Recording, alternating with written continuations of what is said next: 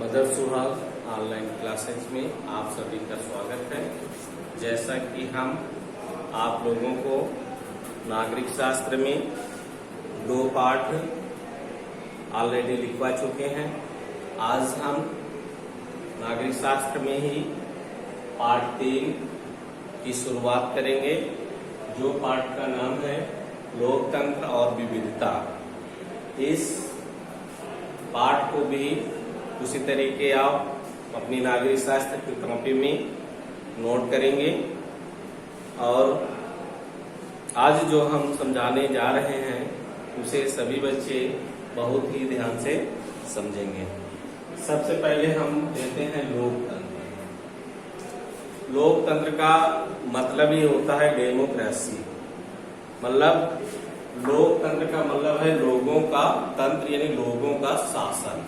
इसको शुद्ध भाषा में कहते हैं लोकतंत्र को लोगों का शासन, यानी जनता का शासन। इसको एक इंग्लिश में डिफिनेशन है अब्राहम लिंकन द्वारा, democracy is the government of the people, for the people, by the people, by the people, for the people. मतलब ये आपका अब्राहम लिंकन की डिफिनेशन को भी याद रखना है कि लोकतंत्र का क्या मतलब होता है। लोकतंत्र का मतलब आपको बस इतना रखना है, लोकतंत्र का मतलब ही होता है जनता का शासन। मतलब जिस शासन में जनता की भागीदारी सबसे अधिक होती है उसी को कहते हैं लोकतंत्र।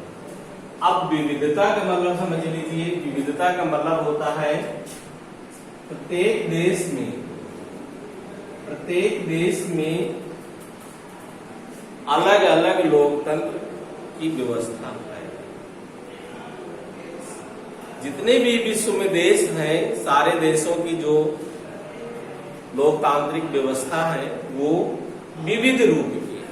ये कहने मतलब विविध रूप की, विभिन्न प्रकार की है। हमारे देश में जैसे है कि हमारे देश में जो शासक का चुनाव होता है वो सीधा जनता द्वारा होता है। उसी तरीके अन्य देशों में भी अपने अपने रूल्स, अपने अपने संविधान के अकॉर्डिंग बनाए गए हैं। आगे हम थोड़ा सा आपको लोकतंत्र का जो प्रभाव समाज पर पड़ता है उसके बारे में समझाने का प्रयास करते हैं, जो सभी बच्चे अच्छे से समझेंगे। लोकतांत्रिक व्यवस्था में सामाजिक विभाजन में की राजनीतिक अभिव्यक्ति एक सामान्य बात है। मतलब इसका कहने का तात्पर्य है कि लोकतंत्र जो है ये सामाजिक व्यवस्था में, सामाजिक व्यवस्था जो है सामाजिक व्यवस्था में बहुत महत्वपूर्ण स्थान रखता है। जो राजनैतिक तौर तरीके हैं वो इसी के अनुरूप संचालित किए जाते हैं। आगे है, साथ ही यह स्वस्थ राजनीति का लक्षण भी हो सकता है। इसी में विभिन्न छोटे वर्ग के सामाजिक उपेक्षित लोग अपनी आवश्यकताओं और दुश्वारियों को प्रकट करते हैं और सरकार का ध्यान अपनी ओर आकर्षित करते हैं। मतलब कहने का तात्पर्य है कि लोकतंत्र के माध्यम से ही जो गरीब तबके के लोग हैं वो अपनी बात शासन तक आसानी से पहुंचा सकते हैं और अपनी बात कह सकते हैं। आगे है, राजनीति में सामाजिक विभाजनों की अभिव्यक्ति ऐसे विभाजनों के मध्य संतुलन उत्पन्न करने का भी कार्य करती है। इसके चलते कोई भी सामाजिक विभाजन एवं सीमा से अधिक उग्र नहीं हो सकता है। इस स्थिति में लोकतंत्र सुदृढ़ होता है। मतलब लोकतंत्र के माध्यम से जनता अपनी बात शांतिपूर्ण तरीके से शासन के समक्ष रखती है। इसमें हिंसा की कोई गुंजाइश नहीं होती है। आगे हम समाज के जो लोग स्वयं को वंचित, उपेक्षित और भेदभाव का शिकार मानते हैं उन्हें अन्याय से संघर्ष भी करना होता है। इनमें से आप समाज में एक होता है उपेक्षित वर्ग। उपेक्षित वर्ग,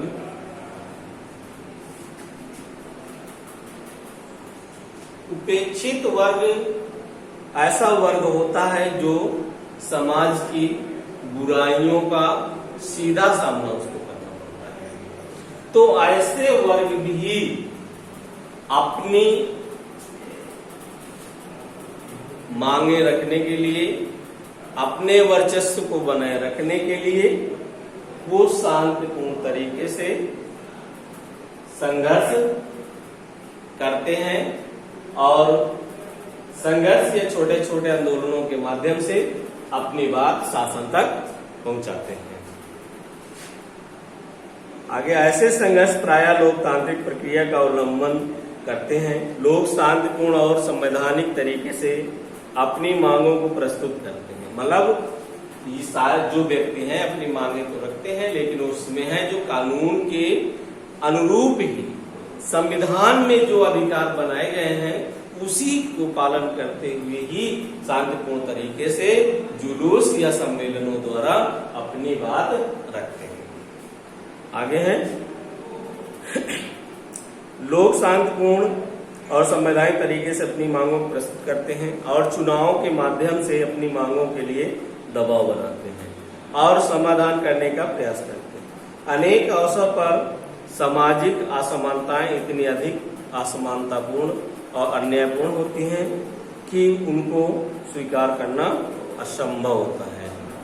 अब जो ये वर्ग होते हैं चुनाव के टाइम में जो भी उनका प्रतिनिधित्व करता है उस पर दबाव बनाते हैं, अपनी बात मनाने का प्रयास करते हैं कि आप हमारा कार्य जब भी करेंगे, यानी हमारे समाज का, हमारे देश का, हमारे क्षेत्र का विकास करेंगे तभी हम आपको वोट देंगे, अन्यथा नहीं देंगे। ये दबाव बनाते हैं इसके माध्यम से, लोकतंत्र के माध्यम से। क्लियर? आगे बढ़ते हैं। अनेक अवसर पर सामाजिक असमानताएं इतनी अधिक असमानताएं और अन्यायपूर्ण होती हैं कि उनको स्वीकार करना असंभव होता है। ऐसी असमानता का और अन्याय के विरुद्ध होने वाला संघर्ष अनेक बार हिंसा का मार्ग अपना लेता है और शासन के विरुद्ध उठ खड़ा होता है। इतिहास इस बात का साक्षी है कि अनेक त्रुटियों की पहचान करने और विविधता को शामिल करने को लोकतंत्र ही सबसे उपयुक्त साधन है। कहने का तात्पर्य है कि इसका इतिहास साक्षी है, इतिहास गवाह है, प्राचीन समय से चला आ रहा है कि लोकतंत्र ही ऐसा अस्त्र है कि जो जनता को अपनी बात शासन के समक्ष रखने में सुविधा प्रदान करे। ठीक, लोकतंत्र के माध्यम से ही हम अपनी बात शासन के सामने आसानी से रख सकते, ये कहने का तात्पर्य है। इसी में आपको हम विविधता के अनुरूप कुछ क्वेश्चन आप लोगों से कराना चाह रहे हैं, जिसे सभी बच्चे थोड़ा सा ध्यान देंगे। विविधता का थोड़ा सा अर्थ और समझ लीजिए। जैसे अल्पसंख्यक वर्ग, अल्पसंख्यक वर्ग उन वर्गों को कहा जाता है जिनकी सदस्य संख्या देश की आधी जनसंख्या से कम होता। मतलब अल्पसंख्यक का वर्ग होता है जैसे मान लीजिए हमारे देश की जनसंख्या, हमारे देश की जनसंख्या 125 करोड़ है मान लो, तो इस जनसंख्या का 1/2 से अधिक कम, 1/2 से कम प्रतिनिधित्व करने वाले समुदाय को अल्पसंख्यक कहते हैं। इसी तरीके है स्वैत और अस्वैत। स्वैत और अस्वैत दो चीजें हैं। अस्वैत का मतलब होता है यह एक ऐसा आंदोलन था जिसका उद्देश्य अश्वेत लोगों के विरुद्ध होने वाले नस्ल पर आधारित भेदभाव को समाप्त करना था, जिसका जो प्रतिनिधित्व किया था मार्टिन लूथर ने किया था। अब आप लोगों को थोड़ा सा क्वेश्चन कराएंगे। जैसे पहला प्रश्न है, अमेरिका में नागरिक आंदोलन कब से कब तक चला? तो इसका आंसर है 1954 ईस्वी से 1968 ईस्वी तक आंदोलन चला, जिसको अमेरिका में नागरिक आंदोलन के नाम से जाना जाता है। इसी तरीके ऑस्ट्रेलिया के धावक पीटर नॉर्मल ने किस तरह अमेरिका खिलाड़ियों के प्रति अपना समर्थन जताया या जुटाया?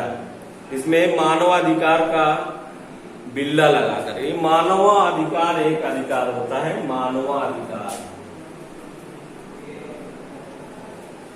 मानवाधिकार, जो कि मानवाधिकार दिवस 10 दिसंबर को मनाया जाता है। 10 दिसंबर को मनाए। मानवाधिकार के द्वारा अगर हमारे साथ कोई शोषण कर रहा है या हमारे जो अधिकार है उनका अवहेलना कर रहा है, तो इस संगठन के द्वारा हम अपनी बात आसानी से रख सकते हैं, यानी अपनी बात मनवा सकते हैं। ये इसके कहने का तात्पर्य है। इसी तरीके आगे है, मानवाधिकार दिवस कब मनाया जाता है? अभी हमने बताया कि मानवाधिकार दिवस 10 दिसंबर को मनाया जाता है। अगला है, अश्वेत शक्ति आंदोलन कब शुरू हुआ और कब तक चलता रहा?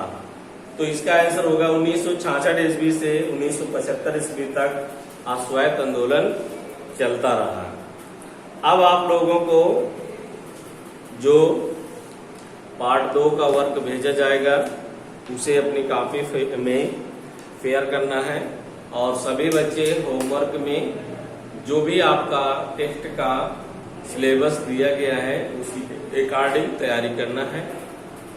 आपको टेस्ट में आपको जैसे और टाइप क्वेश्चन बताए गए हैं, अति लघु उत्तरी भी रहेंगे,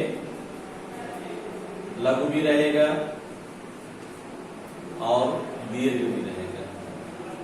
ये आपका क्वेश्चन का तरीका रहेगा। अति लघु उत्तरी के आपको 8 प्रश्न दिए गए हैं, जो प्रत्येक प्रश्न आधा नंबर का रहेगा।